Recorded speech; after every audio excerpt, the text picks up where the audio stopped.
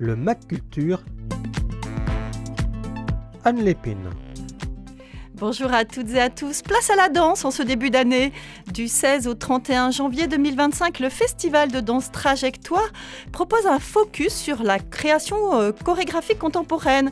15 jours durant lesquels sont programmés 39 spectacles dans 25 lieux différents du département. Alors du solo au ballet, de la danse rituelle au bal voguing, de la performance à la danse participative, cette 8e édition de Trajectoire explore l'art chorégraphique dans sa diversité à la fois de forme et de langage. Pour parler de cet événement et de la pratique de la danse aujourd'hui, je reçois dans le MAC Culture Agostina Sario, chorégraphe, danseuse et performeuse, et Fabrice Guénaud, cofondateur de la compagnie Etche San San, compagnie métisse entre la danse et la vidéo. Et nous aurons également au téléphone Gaëlle Salomon, qui elle est responsable du service culturel de la programmation du théâtre Ligéria à Sainte-Luce-sur-Loire. Bonjour, je veux dire à tous les trois malgré tout, parce que je pense que Gaëlle Salomon est déjà en ligne avec nous. Bonjour. Bonjour. Bonjour. Alors, avant de présenter vos travails respectifs à chacun, en tout cas au moins les danseurs qui sont en plateau avec moi, j'aimerais que vous me disiez chacun à votre tour, peut-être Agostina Sario, participer à un festival comme Trajectoire, qu'est-ce que ça représente pour vous et qu'est-ce que c'est d'être au sein d'un festival ? Beaucoup de joie, de bonheur et une belle façon d'atterrir.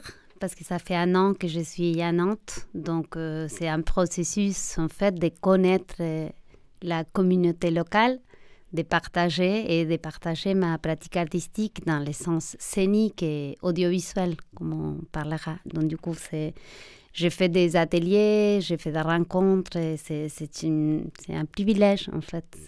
Alors peut-être que vous pouvez, on l'entend un petit peu à la voix, mais peut-être que vous pouvez dire aux auditeurs, vous atterrissez d'où ? D'Argentine, voilà. Formidable, un peu de soleil dans les studios.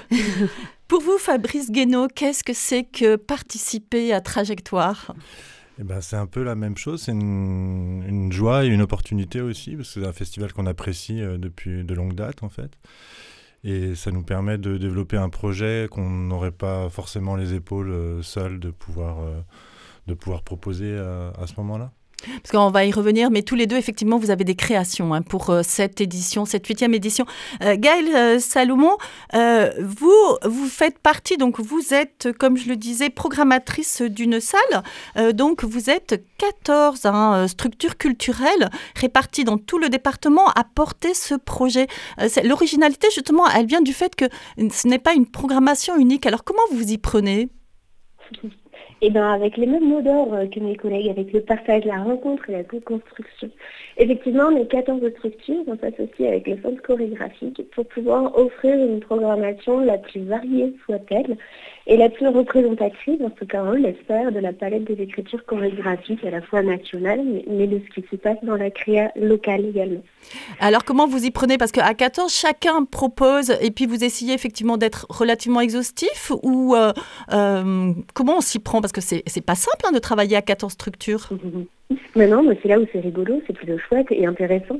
On travaille vraiment à 2 échelles. On a les retours entre les propositions de chacun des équipements en lien avec son écriture de saison de chacun des partenaires, mais aussi tous ensemble à la table en fonction des orientations, de ce qui se passe en ce moment, de la création de l'année et puis de comment rééquilibrer le festival dans son ensemble.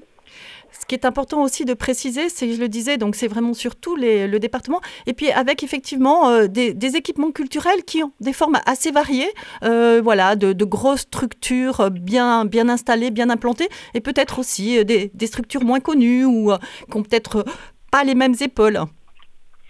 C'est complètement le cas. Nous, on vient de rejoindre le projet. C'est notre première année au sein du festival cette année. Et effectivement, on est un petit peu des petits dans ce monde des grands, dans lesquels on a l'opéra, les centres chorégraphiques, l'Angers, le théâtre de Saint-Nazaire. Et c'est la vraie volonté du festival de pouvoir être aussi diverse dans les formes que dans les lieux. Alors, vous avez choisi, vous, de programmer, en tout cas de proposer la programmation. Alors, je vais vous laisser le prononcer parce que je ne sais pas comment on dit. La compagnie Choari. La compagnie Choari, qui est une compagnie bretonne. Voilà, alors vaut mieux que ce soit vous qui le disiez. Oui, c'est ça. Alors, Ça veut dire racontez-nous un petit peu qu'est-ce qu'on va pouvoir voir. Surtout que, on le dit, hein, vraiment, à la fois les structures, le langage chorégraphique est assez varié, mais également les lieux, parce que eux, ils vont se produire dans un restaurant. C'est ça. C'est un spectacle autour des lieux de vie commune, et notamment autour du bar. Et c'est un spectacle qui a 2 formes. Et nous allons proposer les 2 formes. Le spectacle bistrot va se jouer dans la salle de spectacle, et ça va nous parler de l'univers du bar. Comment est-ce qu'on agit dans un bar, comment est-ce que les corps bougent dans un bar, en mélangeant la danse contemporaine et la danse bretonne. Mais aussi, on va faire l'inverse, et on va amener la danse contemporaine dans un espace de convivialité qui est un bar-restaurant qui est sur la commune et qui s'appelle Chez Jeannot, où on va utiliser leur comptoir pour venir proposer de la danse contemporaine au plus proche. Justement, vous dites apporter la danse contemporaine au plus proche, c'est-à-dire que est-ce que vous ressentez, et c'est peut-être aussi une des raisons de trajectoire, que cette danse, il faut peut-être lui trouver son public, aller vers le public. C'est peut-être qu'on ne connaît pas suffisamment, il n'y a pas suffisamment de lieux de diffusion de la danse contemporaine. Je pense que les collègues qui sont autour de la table vont pouvoir prendre la parole sur le sujet. Si, la création, elle est là, la danse contemporaine, elle est là, la danse aussi. Maintenant, nous, on essaye dans le cadre du festival d'aller travailler les différentes formes, d'aller au contact avec des ateliers, avec des projets participatifs, avec de l'in situ, du hors les murs. C'est une vraie volonté que d'affirmer cette chose qui est déjà très présente. La danse, elle est partout, il y a des corps, donc allons-y. D'accord, mais en fait, elle est partout. Alors, on va dire tout le monde danse, peut-être, mais néanmoins, il y a un public. Là, en tout cas, c'est quand même un spectacle écrit. Donc, peut-être aller à la rencontre des publics avec finalement des lieux peut-être inattendus. On va en parler tout à l'heure avec le spectacle dehors, mais vous également, dans un restaurant, c'est pas commun. Oui. C'est la vraie volonté du festival de sortir aussi des salles de spectacle et d'aller à la rencontre. En tout cas, écoutez, on l'a bien compris, on peut aller à Sainte-Luce-sur-Loire. Merci beaucoup Gaëlle Salomon. Moi, je vais vous laisser puisque j'ai encore 2 invités au studio. Je rappelle que vous êtes la responsable du service culturel et de la programmation du théâtre Ligéria de Sainte-Luce-sur-Loire. Et donc, on peut effectivement aller voir le spectacle Barré qui va se donner le vendredi 24 janvier à partir de 19h dans le restaurant Chez Jeannot. Et puis également, le lendemain, Distro qui, lui, c'est une pièce qui sera donnée au théâtre Ligéria à 19h. Merci beaucoup. C'est sympa. Au revoir, bonne journée à vous. Merci beaucoup. Agostina Sario, vous allez présenter 2 pièces dans le cadre de Trajectoire. L'une, c'est un solo, le solo numéro 3, le 23 janvier à 19h au Centre chorégraphique national de Nantes, le CCNN. Et puis, Vanitas Trilogie, là, c'est le 22, 23 et 24 janvier à partir de 17h au lieu unique. On va démarrer par solo, c'est une création. Ouais. Solo numéro 3, donc moi, j'en conclus qu'il y a eu solo numéro 1 et solo numéro 2. Oui, bien sûr. Il y a eu d'autres solos avant. Solo numéro 3, c'est une récréation. En fait, c'est une pièce qu'on a créée en Argentine l'année 2017. Avec, on est 3 sur scène. C'est pour ça qu'aussi ça s'appelle Solo numéro 3. Ah d'accord, vous n'êtes pas toute seule. Alors moi je pensais solo, pour moi c'était... Oui. D'accord. Les solos, c'est une forme de la danse qu'on utilise énormément dans la danse, dans des différents contextes, surtout économiques particuliers. Mais on ne va pas rentrer là-dedans. Ah, je pensais que c'était une inspiration. Les solos, en fait, c'est une pièce c'est un rituel contemporain que j'ai créé à travers mon corps de femme et je suis accompagnée de 2 hommes, donc d'une énergie masculine aussi qui fait la musique live. La particularité de cette récréation, c'est qu'il y a un des musiciens qui fait partie du cast original, il y a un autre musicien qui est un musicien local avec qui on a repris la pièce. C'est Jonathan Poulet. Donc, en fait, c'est un solo. Ouais. Donc, ce qui voulait dire que solo numéro 1, vous étiez seul sur scène. Solo numéro 2, il y avait 2 personnes. Et là, solo numéro 3, non. J'ai créé des solos et je ne suis jamais toute seule. Voilà. Ah, d'accord. Et alors, ce besoin d'appeler ça solo, mais c'est la lignée dramaturgique des pièces, en fait, c'est à travers mon corps, parce que dans les 2 autres solos, j'étais chorégraphe et aussi interprète, c'est à travers mon corps qu'on peut étirer, tirer et créer la lignée dramaturgique de la pièce. Donc ici, c'est un rituel contemporain, c'est un rituel de passage que je fais à travers mon corps, que c'est un rituel inventé, créé, où il y a les corps à corps, que c'est comme toujours dans la danse, ceux qui communiquent. Et la pulsation a une place très forte dans la musique et dans la danse. Dans la danse, je prends une danse masculine, habituellement dansée par des hommes, que c'est le malambo. C'est une danse folklorique argentine. Et dans le plan plastique, en fait, il y a toute une équipe très large. On voit peut-être 1, 2, 3 personnes sur scène, mais il y a une équipe hyper élargie. Donc, dans les plans plastiques, j'ai travaillé avec un architecte qui fait design textile. Donc, il y a les plans plastiques, les couleurs, les textures, etc., qui sont très présentes aussi comme un autre niveau, une autre couche de ce rituel. D'accord. En fait, vous parlez donc de ce rituel. Vous dites à la fois c'est un rituel inventé. En même temps, tout à l'heure, vous nous parliez d'un rituel culturel. Ouais. Finalement, c'est quoi vos sources d'inspiration ? La source d'inspiration de ces solos, c'était assez particulier parce que c'était un moment de ma vie où j'ai décidé de moins danser pour d'autres chorégraphes. Et jusqu'à là, j'avais travaillé un peu avec Maggie Marin au Centre chorégraphique national de Rivière-la-Pape, avec un chorégraphe argentin que j'apprécie beaucoup. Et, donc vous étiez plus interprète ? J'étais plus interprète. Et à ce moment-là, je voulais remercier, en fait. Donc j'ai parti de moi-même, qu'est-ce que je faisais pour remercier et à quoi, dans un sens élargi, je voulais en fait remercier. Et j'ai compris plus tard, parce que quand on crée des pièces, peut-être on ne comprend pas tout de suite comment je me reliais à la terre et comment je me reliais à travers mon corps des femmes à la nature, qui sont d'autres axes de la création et qui font partie de ce rituel, mais que je vais approfondir dans des pièces qui vont venir après. Et en même temps, vous dites que là, vous avez rajouté, si je peux me permettre le terme rajouter, c'est peut-être un peu prosaïque, un musicien local. Ouais. C'est-à-dire que aussi, votre travail, il est justement sur cette biculturalité. Il y a quelque chose à ce niveau-là, parce que finalement, vous rajoutez un peu de... Vous parlez de la terre, donc c'était de la terre en Argentine, on a bien compris au début, pour sa création. Là, on est sur la terre de Nantes. Oui. En fait, on peut penser que peut-être les pièces et l'art, et surtout en ces moments, en ces contextes, c'est une façon de nous relier. Donc, quand on fait des pièces, la pièce n'est pas encryptée et fermée dans elle-même. C'est une façon de communiquer. Moi, maintenant, je me retrouve avec une récréation dans un endroit et un contexte qui est complètement nouveau pour moi.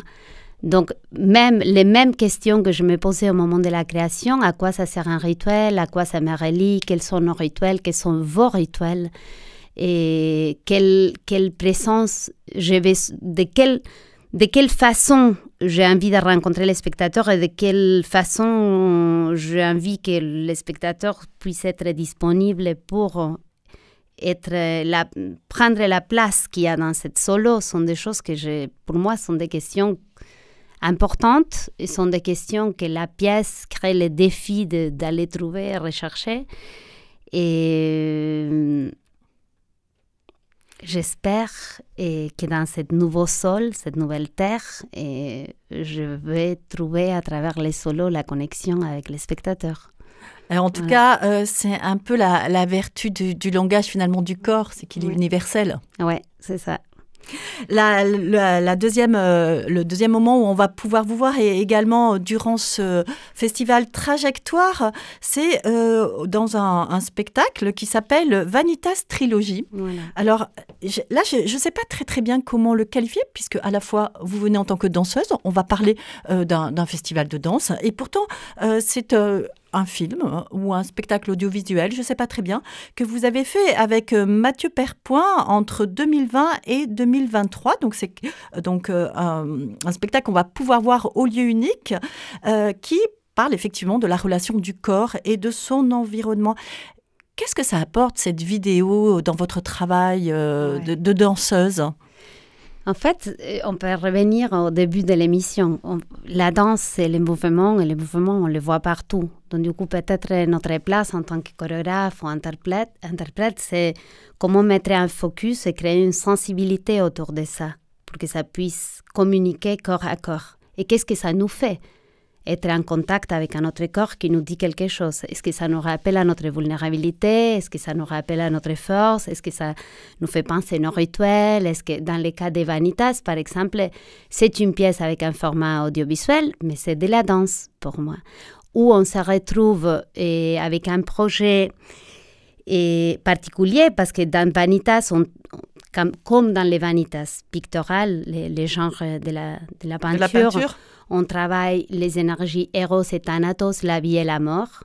Eros, carpe diem, donc profite de la journée. Thanatos, rappelle-toi que tu vas mourir, memento mori. Et ces deux énergies, en fait, on les a trouvées dans un contexte...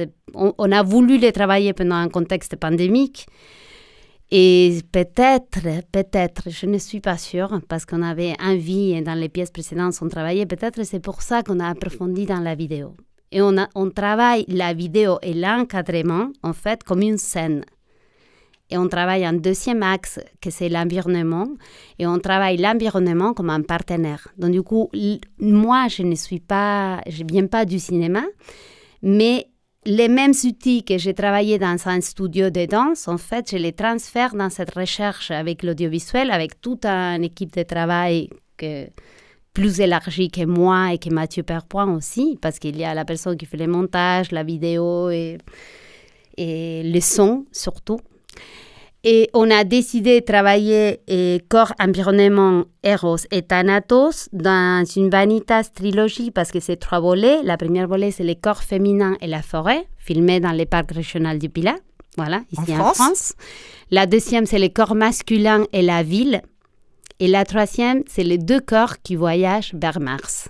Et ça, en fait, on peut revenir à Solo numéro 3 pour cette petite idée qu'il y avait de se relier à la nature. En fait, on l'étire pendant des années et ça a mûri à l'intérieur de nous pour se dire qu'est-ce qu'on a fait avec cette planète, pourquoi on a besoin d'une autre planète. Voilà. Vanitas, donc, qui est une bonne transition pour parler de votre spectacle, Fabrice Guénaud, parce que quand j'ai un peu préparé, j'ai vu que vous aussi, alors la forme est complètement différente, on va évidemment en parler, mais c'est aussi votre souci, le corps et la nature. C'est un questionnement aussi qu'il y a dans vos spectacles. Oui, tout à fait. Oui. C'est et puis la vidéo. Et la vidéo.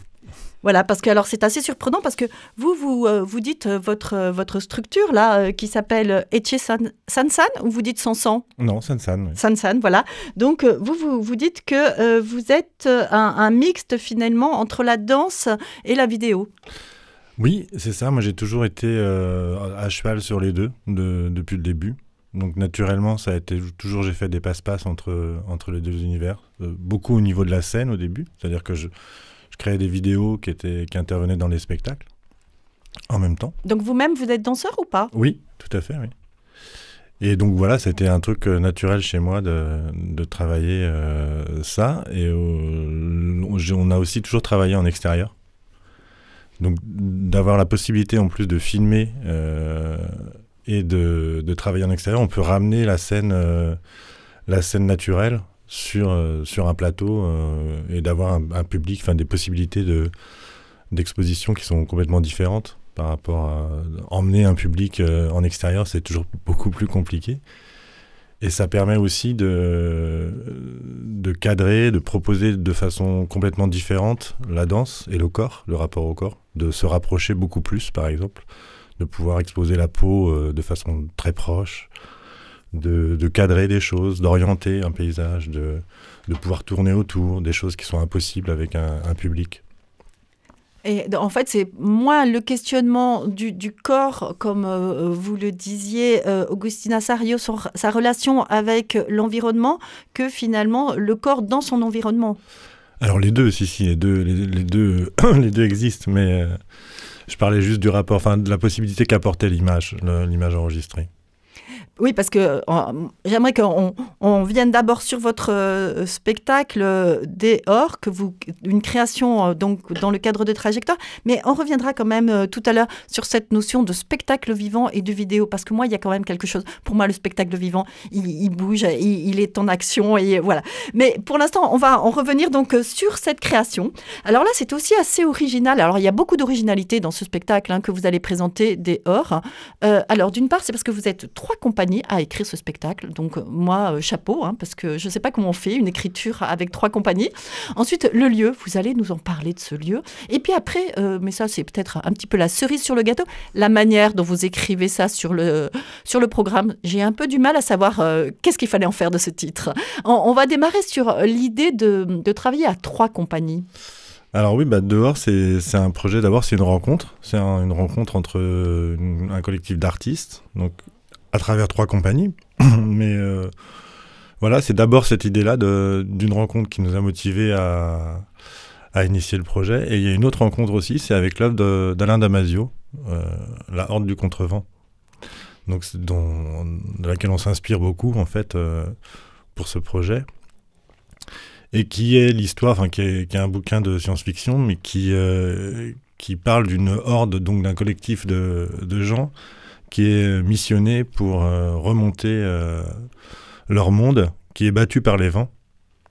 Et ce sont des marcheurs, ils vont arpenter ce monde. Alors il y a différentes façons dans ce monde-là de remonter et de circuler dans cet univers, mais eux, ils vont rester des marcheurs, ils vont rester au ras du sol. Et ça, c'est quelque chose qui nous a questionné, comment, avec le corps seulement, on arpentait le monde et on accédait aussi à la connaissance avec le temps, notre marche, notre danse, notre corps. Parce que ça, vous dites, c'est une expérience, une aventure que vous proposez. Oui, parce qu'en fait, on emmène un collectif d'une vingtaine d'amateurs, encadrés par 6 artistes, à arpenter 3 univers du département. Donc un endroit à la plage, sur la côte au nord de Pornic, entre Pornic et Préfaille, dans les marais de Brière et dans la carrière d'Abarère. Et on va emmener ce collectif à explorer ces paysages en plein hiver. Et pourtant, alors attendez, là, est-ce que moi j'avais lu plutôt que c'était à l'université, enfin à la faculté de la pharmacie. Et voilà, en fait, c'est le rendu. Le dernier jour. Ah d'accord. On prend une demi-pause le samedi pour pouvoir élaborer un spectacle autour de ça. On a travaillé depuis 4 mois avec ce groupe autour d'ateliers. On leur a donné des matières avec lesquelles on travaille, nous. Et à la suite de ces 3 journées, d'avoir un rendu le dimanche 26 dans le hall du bâtiment de pharma à l'université de Nantes. Et justement, qu'est-ce que ce lieu apporte ? On a bien compris finalement votre travail. Vous allez la nature et finalement vous apportez la nature près de chez nous, quoi. Qu'est-ce que le fait d'être... est-ce que le bâtiment de pharmacie apporte du sens ? Enfin, qu'est-ce que... C'est pas anodin, c'est pas une salle de spectacle. Qu'est-ce que c'est que de danser dans un endroit comme ça ?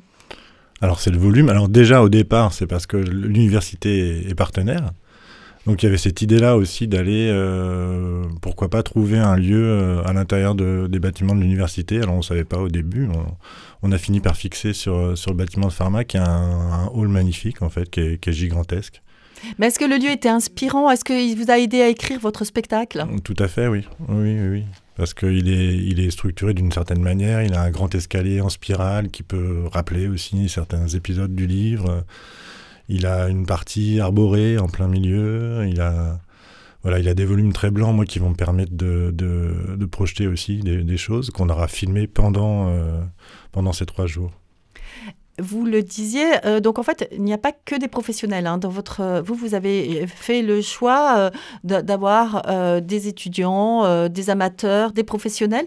Cette mixité, pourquoi ? Alors, c'est quelque chose qu'on travaille aussi depuis toujours, en fait. On a toujours travaillé avec des amateurs, soit dans l'enseignement, soit La compagnie Passage, qui est l'une des 3 compagnies, elle travaille est vraiment au sein de l'université. C'est la compagnie universitaire et elle forme et elle encadre continuellement des étudiants et des personnels d'université. Donc ça, c'est vraiment notre public habituel, en fait. Donc on continue naturellement.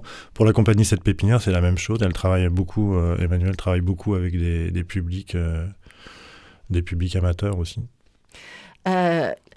Il y a encore énormément de choses à dire sur votre travail respectif. J'ai quand même une chose qui peut-être vous rapproche. Moi, j'ai du mal. Je suis encore peut-être dans une notion très conservatrice de la danse.